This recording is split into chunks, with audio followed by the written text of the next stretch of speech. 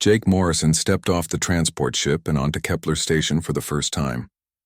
The massive space station floated in the darkness between three stars, and its metal walls stretched farther than he could see.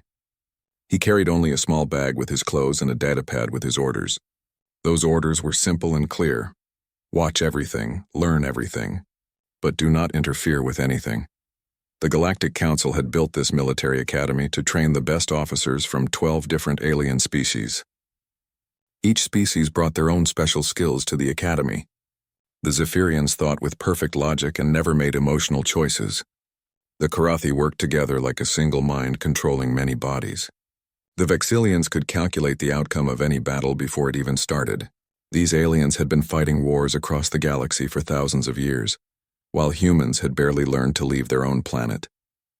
Jake walked through the station's long corridors and saw aliens everywhere. Some looked like giant insects with too many arms. Others appeared to be made of living crystal that reflected light in strange patterns. A few resembled humans but had skin that changed colors based on their mood.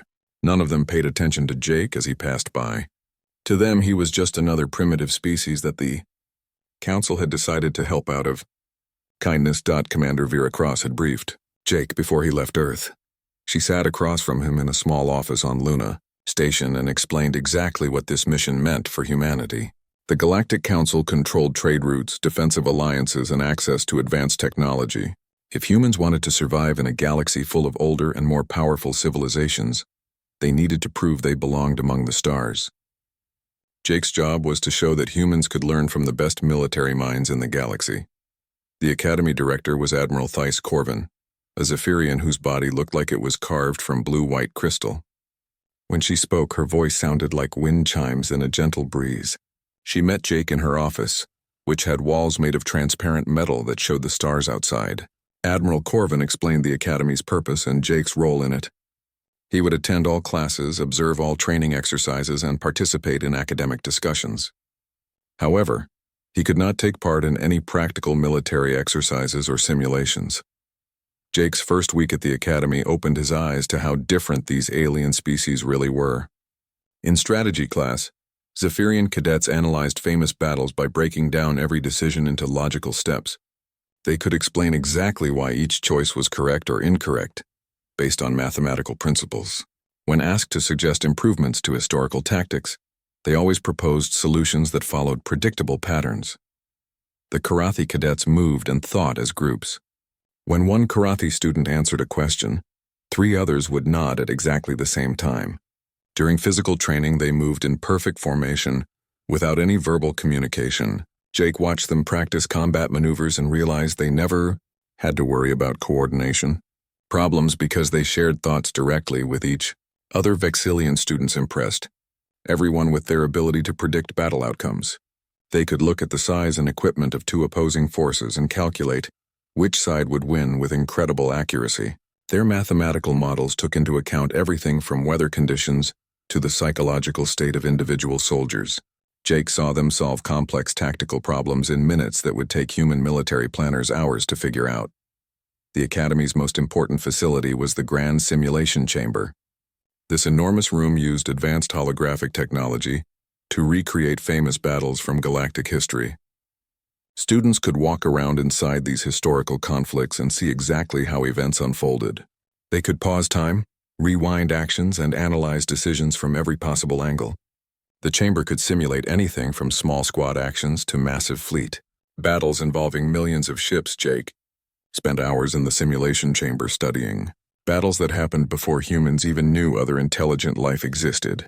He watched the siege of Altair 7, where Zephyrian logic overcame Karathi coordination through superior strategic planning.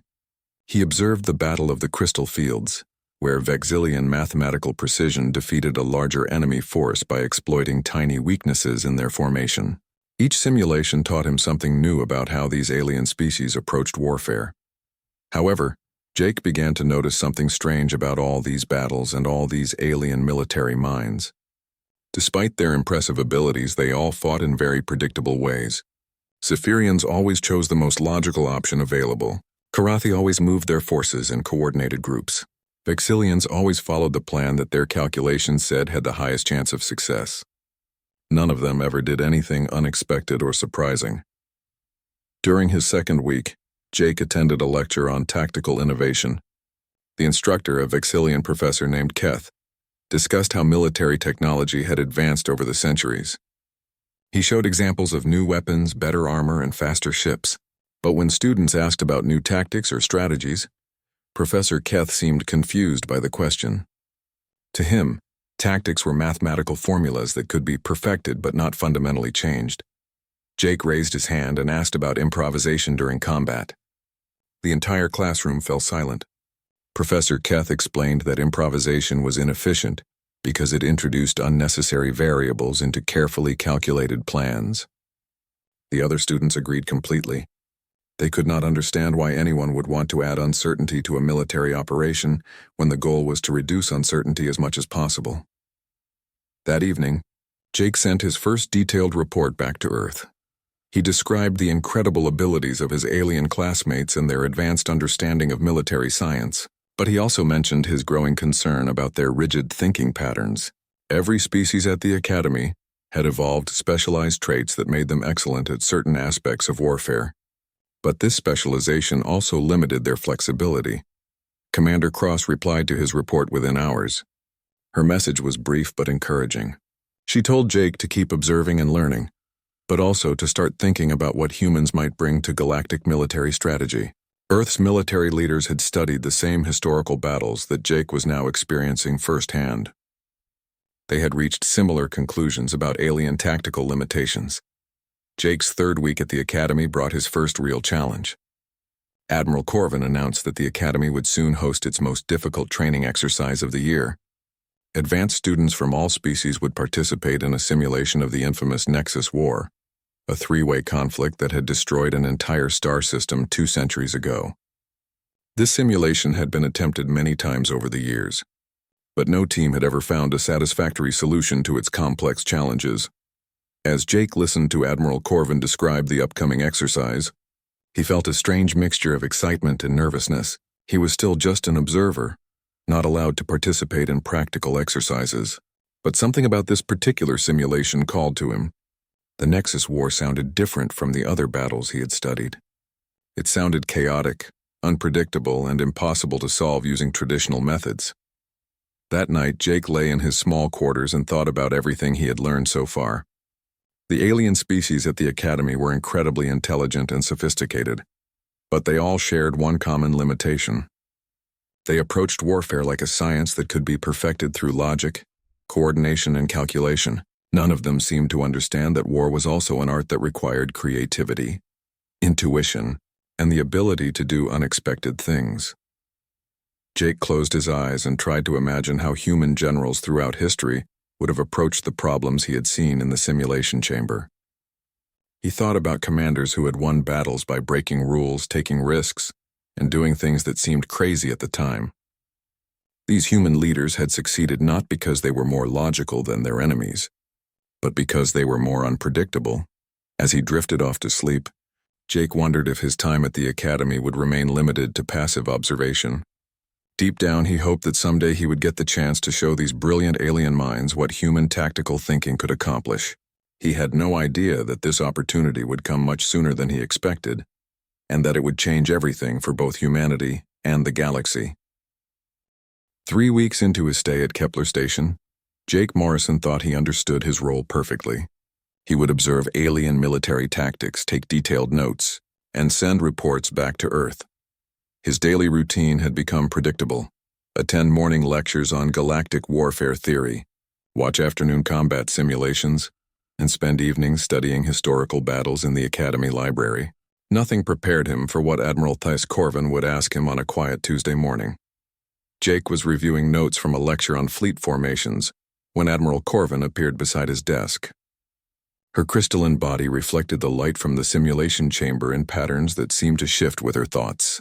Other students in the library stopped their work to watch as the Academy director spoke directly to the human observer.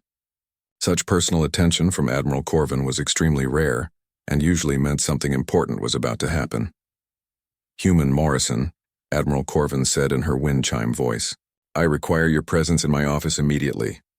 The way she emphasized the word require told Jake this was not a request he could decline. He gathered his datapad and followed the Admiral through corridors filled with alien cadets, who whispered among themselves as they passed. Jake had never seen so much curiosity from his classmates before. Admiral Corvin's office overlooked the grand simulation chamber through massive transparent walls. Jake could see holographic projections of ancient battlefields flickering inside the chamber as students practiced analyzing historical conflicts. The Admiral gestured for Jake to sit in a chair that adjusted itself automatically to accommodate human anatomy. She remained standing, her crystal form catching and reflecting light from the stars visible through the office windows. "We have studied your species extensively since first contact," Admiral Corvin began. "Human military history presents us with a fascinating puzzle. Your wars are chaotic, unpredictable, and often defy logical analysis. Yet humans have survived and thrived despite these apparent disadvantages. We wish to understand this phenomenon better." Jake felt his heart beating faster as Admiral Corvin continued speaking. She explained that the Academy's most challenging simulation, the Nexus War scenario, had defeated every team that attempted it for over 40 years. Students from all 12 species had tried different approaches, but each attempt ended in failure. The simulation recreated a three-way conflict between equally matched forces. Trapped in a dangerous nebula with limited resources and unclear objectives, every team approaches this simulation using established tactical doctrine, Admiral Corvin said. Zephyrian teams apply pure logic. Korathi teams rely on perfect coordination. Vexillian teams follow mathematical optimization. All methods lead to the same result: total destruction within 6 to 14 hours. We need a different perspective. The Admiral paused and looked directly at Jake with eyes that glowed like blue stars. Your species fights wars in ways that seem impossible to predict or understand. Humans make decisions that violate basic principles of military science, yet somehow achieve victory. We want you to participate in the Nexus War simulation and show us how human tactical thinking works. Jake sat in stunned silence for several seconds. His orders from Earth were clear. Observe only, do not participate in military exercises. But Admiral Corvin was offering him exactly what he had secretly hoped for since arriving at the Academy: the chance to prove that humans belonged among the galaxy's military powers. The opportunity to show these brilliant alien minds that human unpredictability was not a weakness, but a strength. "I need to contact my superiors on Earth," Jake finally said. "My current orders limit me to observation only. I cannot participate in military exercises without permission from my commanders." Admiral Corvin nodded, as if she had expected this response. "Of course. We have already contacted your Galactic Council representative. The request has been forwarded to your military leadership on Earth. We await their decision." Jake left the Admiral's office with his mind racing. He immediately sent a message to Commander Vera Cross explaining the situation and requesting guidance. Within hours, he received a response that surprised him. Earth's military command had not only approved his participation, but had specifically ordered him to accept the Admiral's invitation. Commander Cross included a personal note that made Jake's responsibilities crystal clear. "Show them what human tactical thinking can accomplish," Commander Cross wrote. "But remember that you represent all of humanity. Success will open doors for our species throughout the galaxy. Failure will confirm their doubts about our capabilities. Choose your actions carefully." The next morning, Jake returned to Admiral Corvin's office to accept the invitation formally. The Admiral seemed pleased by his decision and immediately began explaining the simulation parameters. 3 fleets of equal strength would be trapped in the Helix Nebula, a region of space filled with dangerous energy storms and floating debris. Each fleet had different but balanced advantages in terms of speed, firepower, and defensive capabilities. The simulation's victory conditions were deliberately vague. Teams could win by eliminating both enemy fleets, by escaping the nebula with their forces intact, or by achieving some combination of survival and tactical advantage. Previous teams had focused on military victory through combat, but all such attempts had resulted in mutual destruction, as the 3 fleets wore each other down in endless fighting. Admiral Corvin assigned Jake to lead a mixed species team that would include representatives from different alien races. His second-in-command would be Cadet Zrix, a Korathi warrior drone known for perfect execution of complex battle plans. The team's tactical analyst would be Cadet Nalith, a young Vexillian whose mathematical models had achieved 94% accuracy in predicting battle outcomes. Jake spent the following week studying every previous attempt at the Nexus War simulation. He watched holographic recordings of failed missions and read detailed analysis reports prepared by the Academy's best instructors. Each failure followed a similar pattern. Teams would develop logical strategies based on their species' strengths, execute these strategies with precision, and then discover that their enemies had developed equally logical counter-strategies. The problem was not lack of intelligence or skill among the alien cadets. The problem was that they all thought in predictable ways. Zephyrian logic could be anticipated and countered by Vexillian mathematics. Korathi coordination could be disrupted by Zephyrian strategic planning. Vexillian calculations could be rendered useless by Korathi adaptive tactics. Each species was trying to solve the same puzzle using their specialized approach. But the puzzle seemed designed to resist any single method of thinking. Jake began to understand why Admiral Corvin had invited him to participate. The aliens needed someone who would approach the simulation differently, someone whose tactical thinking could not be easily predicted or countered. They needed a human perspective that combined logical planning with creative improvisation, careful analysis with intuitive decision-making. As the simulation date approached, Jake felt the weight of responsibility settling on his shoulders. He would be the first human ever to participate in an advanced military exercise at the Academy. His performance would influence how the Galactic Council viewed humanity's potential as a military partner. Success could lead to formal alliance offers and access to advanced alien technology. Failure would confirm alien suspicions that humans were too primitive and unpredictable to be trusted with serious military responsibilities. Lieutenant Commander Lisa Baker, Jake's new communications officer assigned specifically for this mission, arrived on Kepler Station 2 days before the simulation. She brought updated orders from Earth along with encouragement from Admiral Paul Hayes, head of Earth's Stellar Defense Forces. Admiral Hayes had included a simple message that both inspired and worried Jake. Show them what we can do, but do not show them everything. Jake understood the subtle warning in Admiral Hayes's words. If he succeeded too dramatically or revealed too much about human tactical capabilities, it might make the aliens suspicious or fearful of humanity's military potential. He needed to demonstrate human value as allies without making them see humans as threats.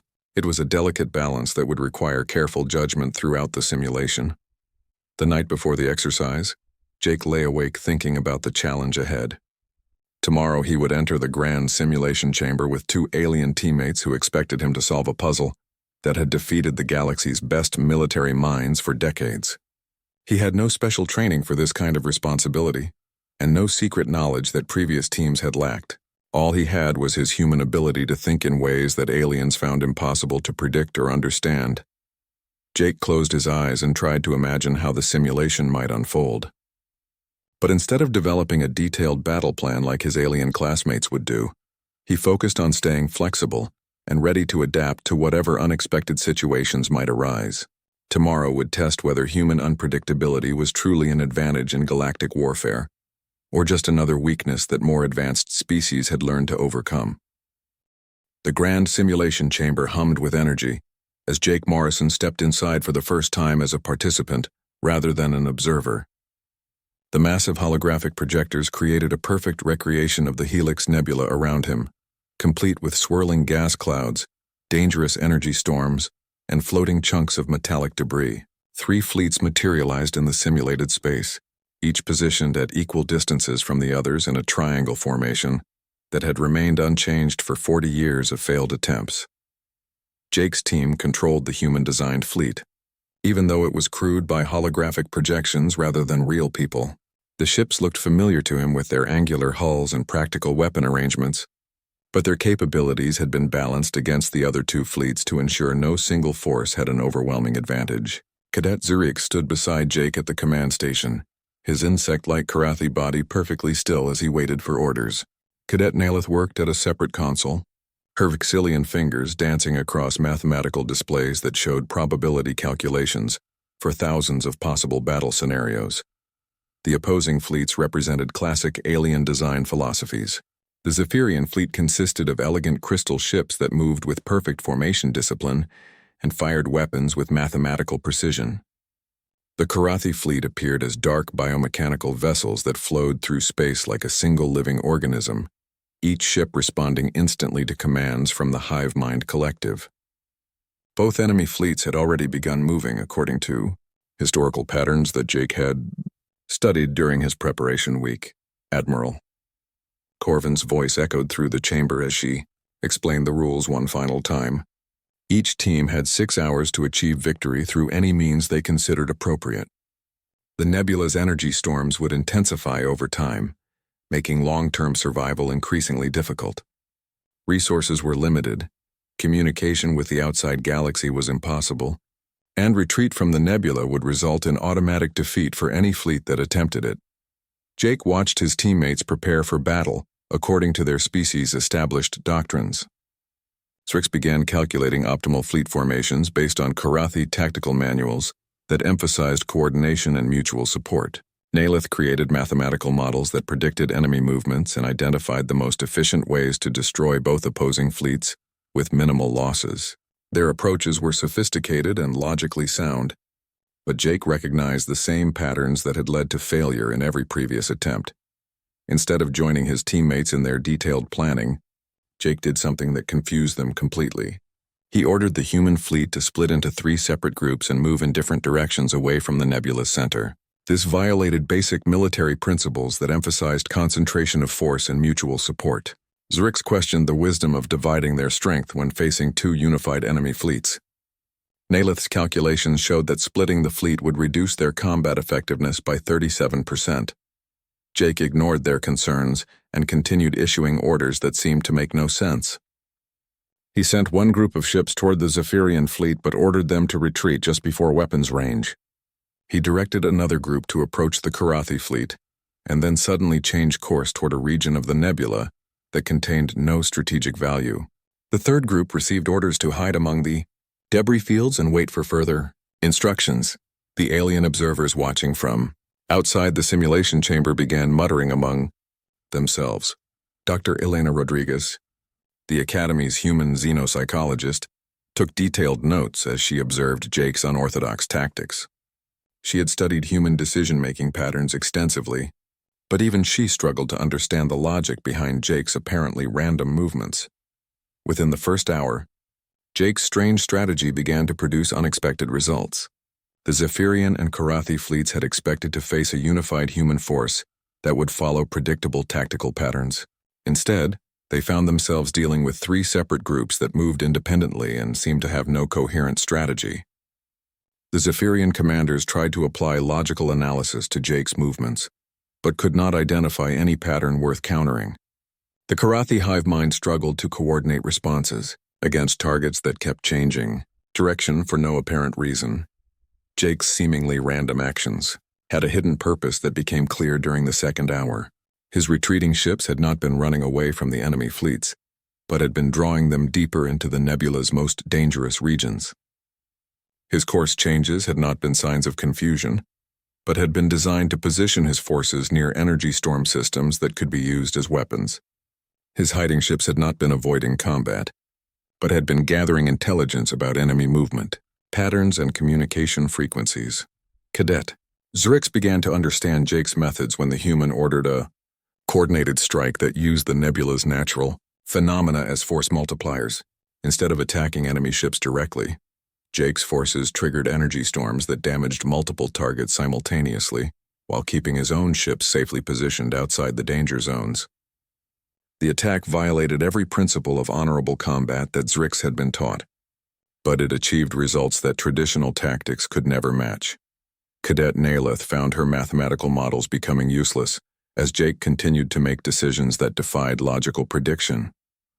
Her calculations assumed that all participants would act rationally to maximize their chances of victory, but Jake seemed to be maximizing chaos instead of advantage. Yet somehow his chaotic approach was working better than any rational strategy the simulation had ever seen. By the third hour, Jake had transformed the entire nature of the conflict. The Zephyrian and Karathi fleets had abandoned their original battle plans and were attempting to adapt to a situation that changed faster than they could analyze. Instead of fighting a traditional three-way battle for supremacy, they found themselves struggling to survive in an environment where the rules of engagement shifted constantly. Jake's next move shocked everyone in the simulation chamber. He opened communication channels with both enemy fleets and proposed something that had never been attempted in 40 years of simulation history. He suggested that all three fleets work together temporarily to escape the nebula's most dangerous regions, after which they could resume fighting in open space where the natural hazards would not determine the battle's outcome. The Zephyrian fleet commander rejected the proposal, immediately as illogical and contrary to the simulation's objectives. The Karathi hive mind also refused, stating that cooperation with enemies violated their species' fundamental military programming. But Jake had not expected them to accept his offer. He had made the proposal to plant an idea that would influence their future decisions, even if they rejected it consciously. During the fourth hour, the simulation reached a critical point that none of the previous teams had ever survived. The energy storms intensified as programmed, but instead of destroying all three fleets equally, they began to affect the Zephyrian and Karathi forces more severely than Jake's scattered human ships. This happened because Jake had positioned his vessels near natural shelters while his enemies remained in exposed positions that made tactical sense but ignored environmental factors. Admiral Corvin and her fellow instructors watched in amazement as Jake achieved something unprecedented. His human fleet was not only surviving the simulation's most dangerous phase, but was actually gaining strength relative to his enemies. He had turned the nebula's hazards from universal threats into selective advantages by understanding that the environment was as much a part of the battle as the enemy fleets. The Zephyrian commander finally began to reconsider Jake's earlier proposal for temporary cooperation. Logic dictated that mutual survival was preferable to mutual destruction, even if it meant compromising the mission's original objectives. The Karathi hive mind reached similar conclusions through different reasoning processes.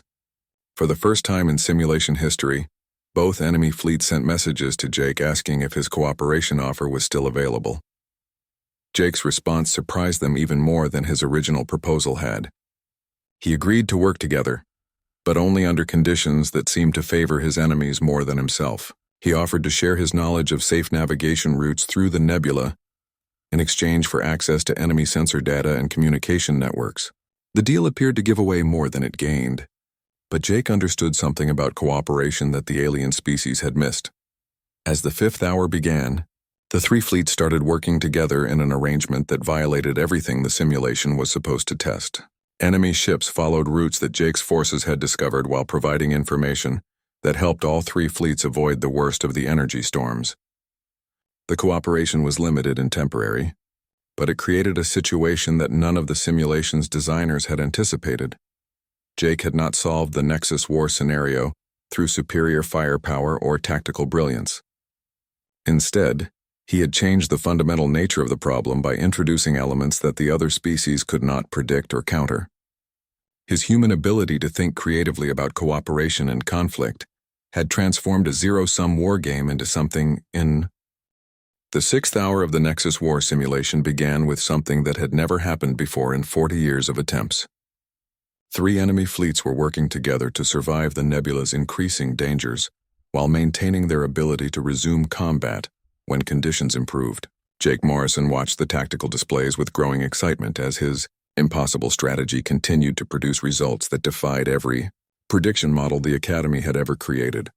The cooperative arrangement between the three fleets had started as a desperate attempt to avoid mutual destruction, but it quickly became something much more complex and interesting.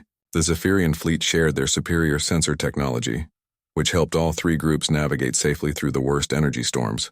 The Karathi fleet provided coordination data that allowed the combined forces to move through dangerous areas without collisions or interference.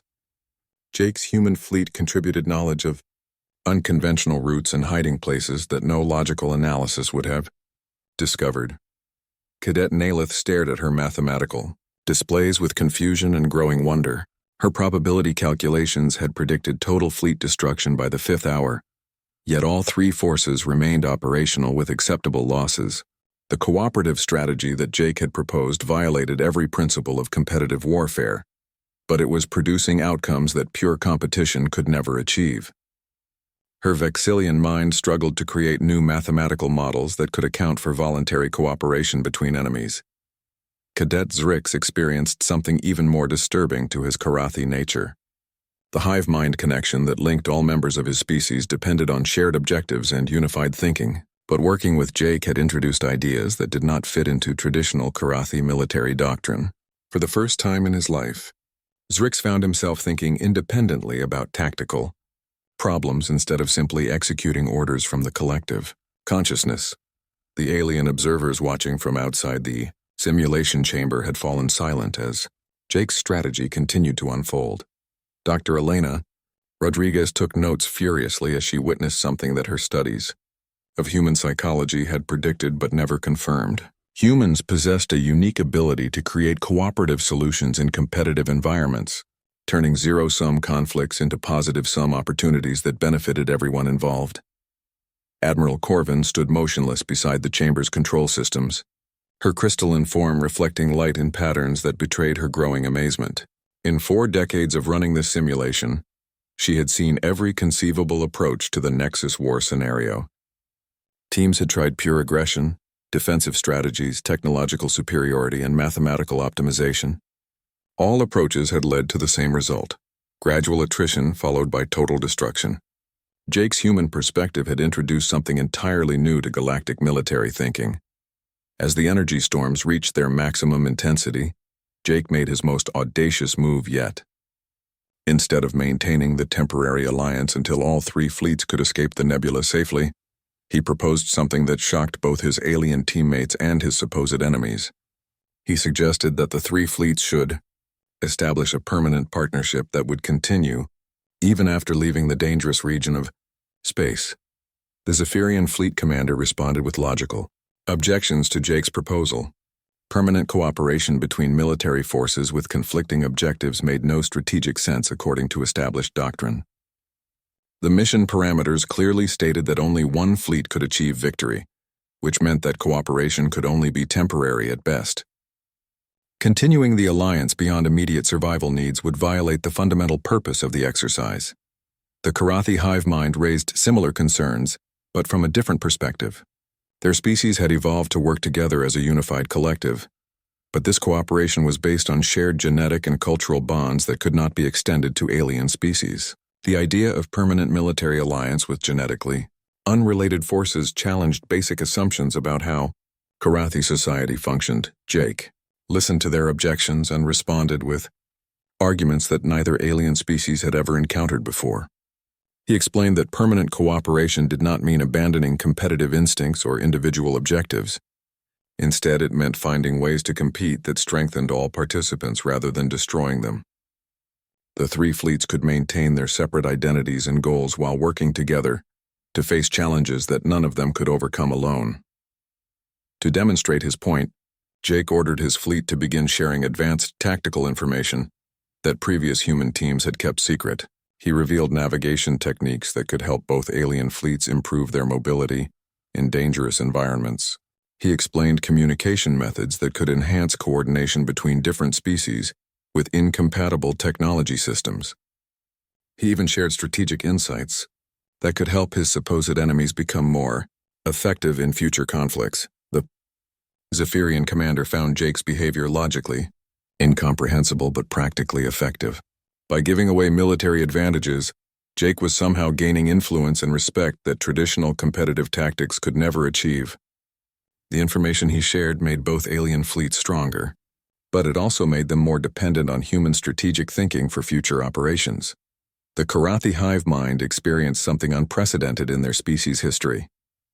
Jake's cooperative approach was teaching them new ways to think about military relationships that transcended the traditional boundaries between ally and enemy.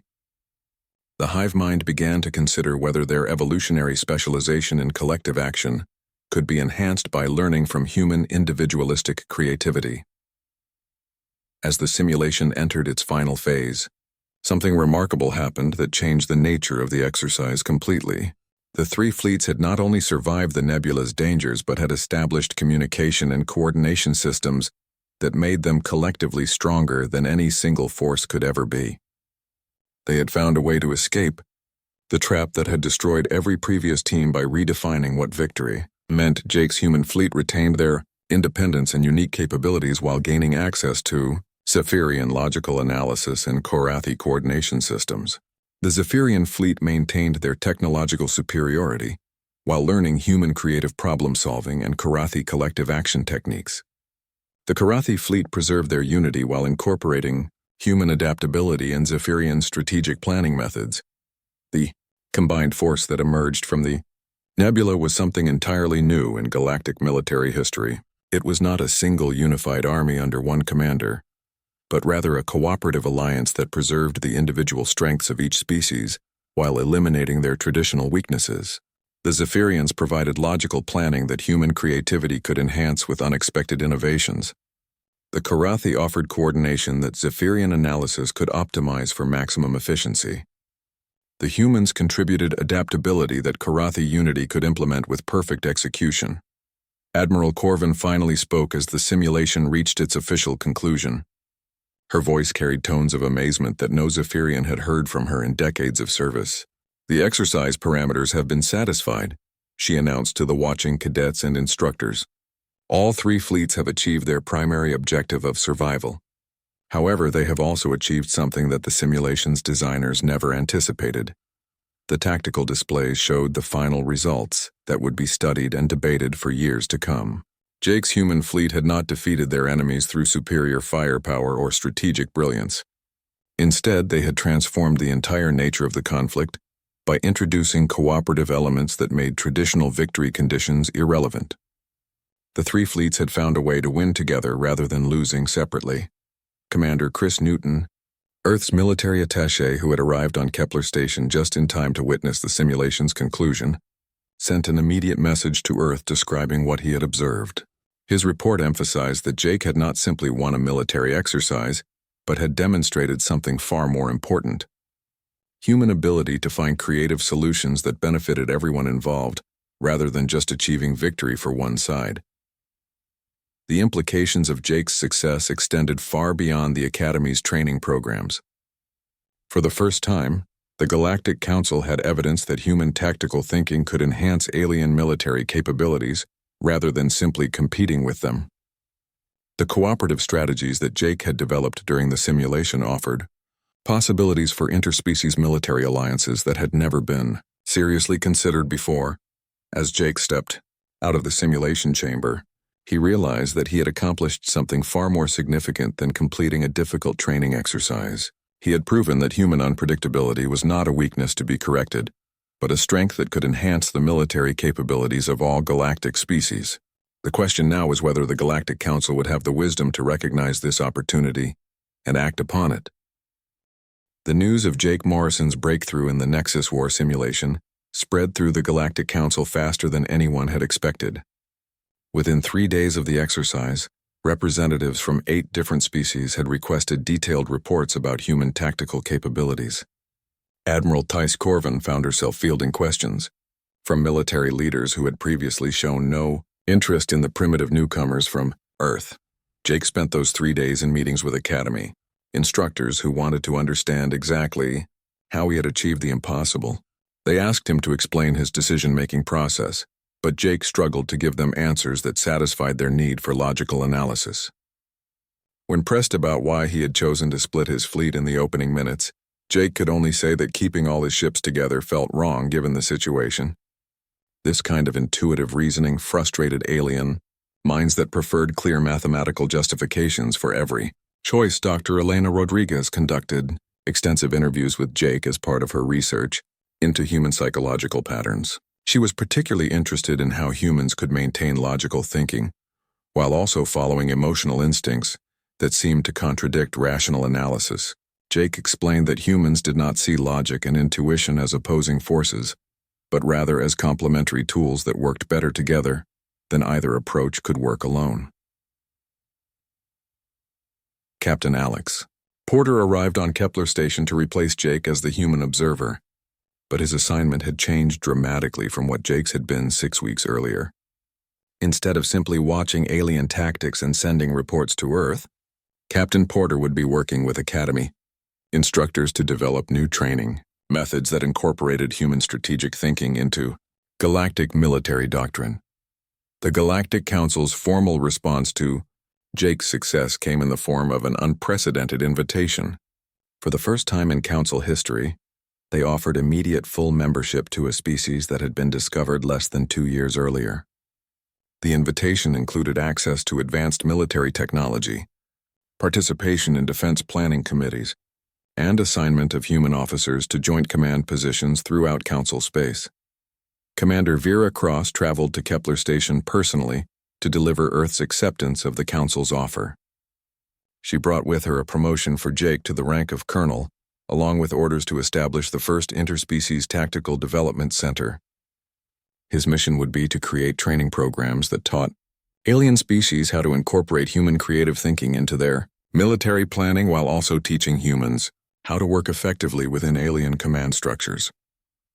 The establishment of mixed-species military units became Jake's first priority in his new role.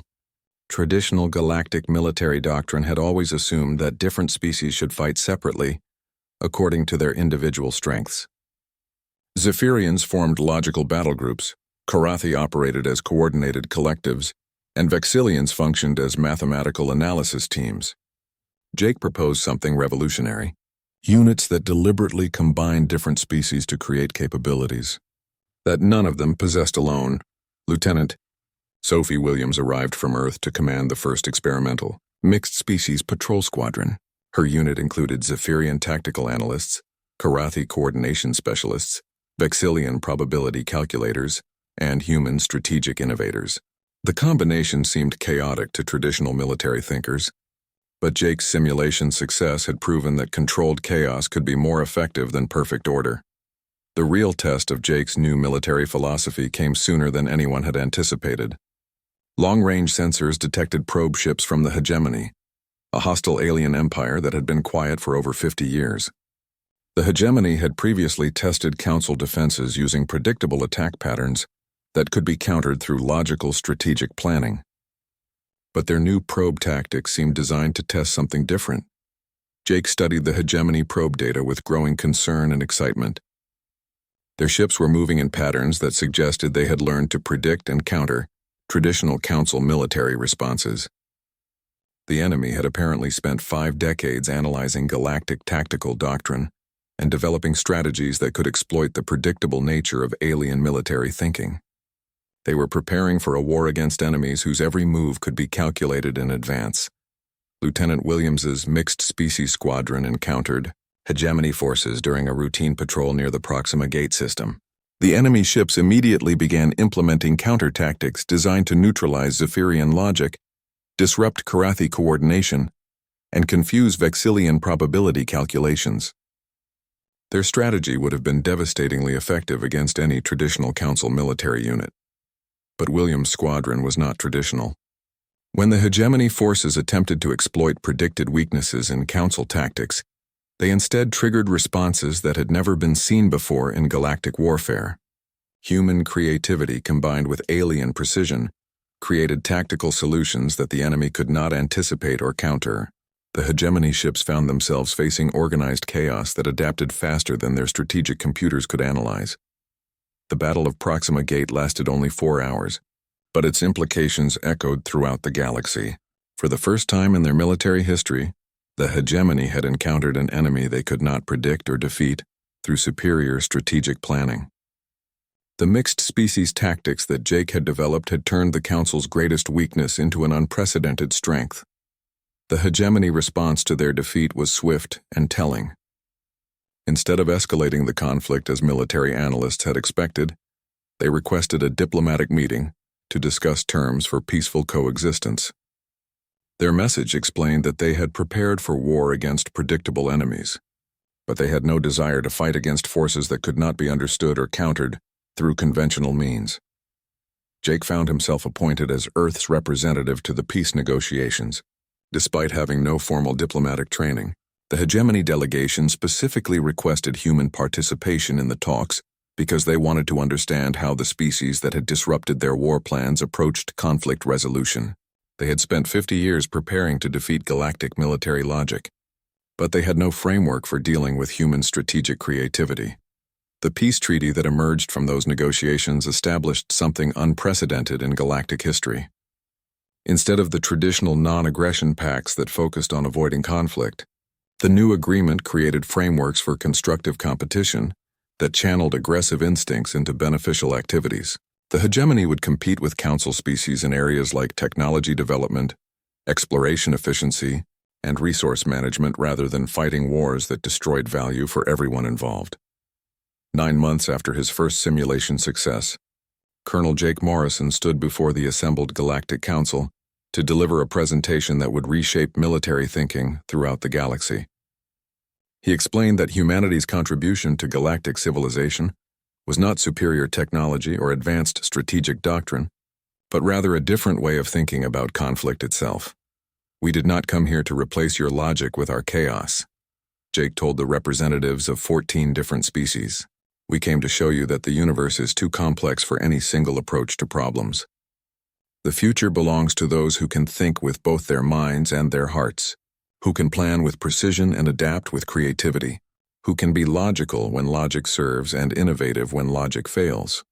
The Council voted unanimously to establish the Human Integration Protocol, a comprehensive program that would embed human tactical thinking throughout galactic military structure.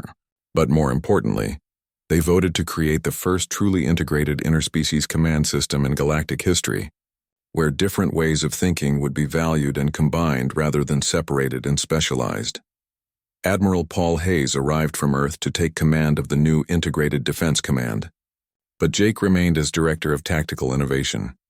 His job was to ensure that the human perspective would continue to challenge and enhance alien strategic thinking, while also learning from the advanced capabilities that other species brought to military planning. As Jake looked out at the representatives of 14 different species who had once considered humanity too primitive for serious military partnership, he realized that his mission had succeeded beyond anyone's expectations. He had not just proven that humans could learn from alien tactical expertise. He had demonstrated that aliens could learn from human creative chaos. The war that changed everything had been a simulation, but its consequences were reshaping reality across the galaxy. The greatest victory had not been achieved through superior firepower or strategic brilliance, but through the simple recognition that different ways of thinking could make everyone stronger when combined with wisdom and respect. Jake's journey from observer to innovator was complete, but the transformation he had started would continue for generations as the galaxy learned to embrace both logic and creativity, both precision and adaptability, both order and controlled chaos in the endless quest to build a better future among the stars.